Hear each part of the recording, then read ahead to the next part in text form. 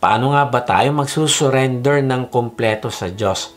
Meron lang tayong 4 na points ngayon. Acrostic natin ay Kobe.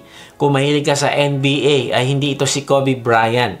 Pero ginamit lang natin yung name niya para mas madaling matandaan. Letter K, know who you are. O, obey the Holy Spirit.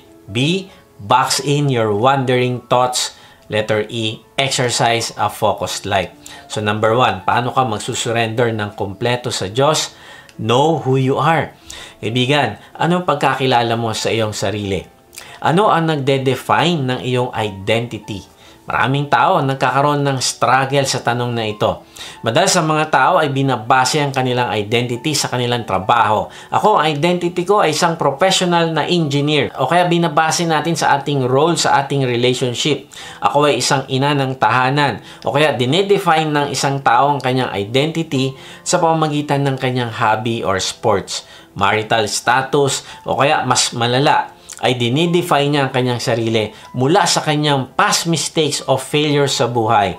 Ako ay isang walang kwentang tao. Ang dami kong ginawang mali sa buhay. Kaibigan, maaaring importante ang mga roles na ito sa buhay, pero hindi sila ang magde-define ng iyong identity. Lalong-lalo na ang iyong past mistakes. Bakit? Kasi pwede magbago ang role mo sa buhay, pero ang iyong identity, hindi yan magbabago. Gusto ng Diyos na palaguin mo ang iyong character, maging matapang ka at mapagtagumpayan mo ang mga challenges ng buhay. Bakit? Kasi kung nanampalataya ka sa Panginoong Hesus, ay ikaw ay ipinanganak ng muli at ikaw ay naging anak na ng Diyos. Yan ang identity mo. Ang totoong identity mo ay kung sino ka ngayon sa paningin ng Diyos at hindi sa kung sino ang tingin ng mga tao sa iyo. Huwag mo ilimit ang sarili mo sa kung anong tingin ng iba sa iyo. Kung hindi, gusto ng Diyos na hanapin mo at yakapin ang identity mo sa Diyos bilang kanyang anak. At kapag ikaw ay naging anak na ng Diyos, ikaw ay saint.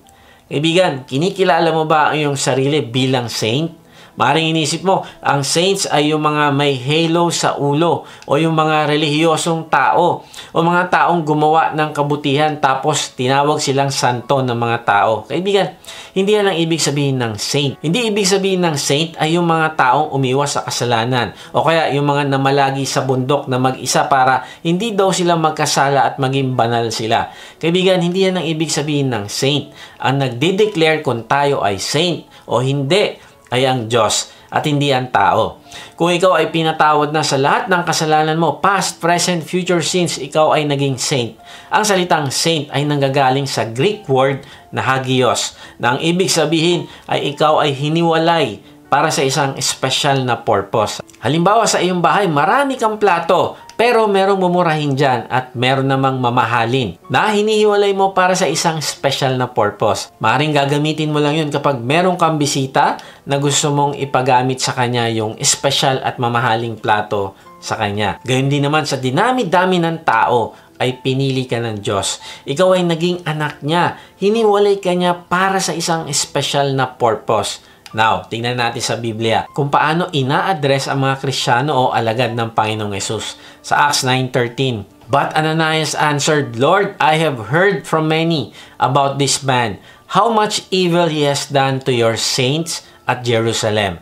Then sa Acts 9:32, Now as Peter went here and there among them all, he came down also to the saints who live at Lydia. Then sa Acts 26:10, And I did so in Jerusalem. I not only lock up many of the saints in prison. Ang ibig sabihin, ang saints ay grupo ng mga taong hiniwalay ng Diyos para sa kanyang kaharian. Ang mga saints ay buhay ng mga tao na narito sa mundo natin at hindi mga namatay na at ginawang saint ng tao.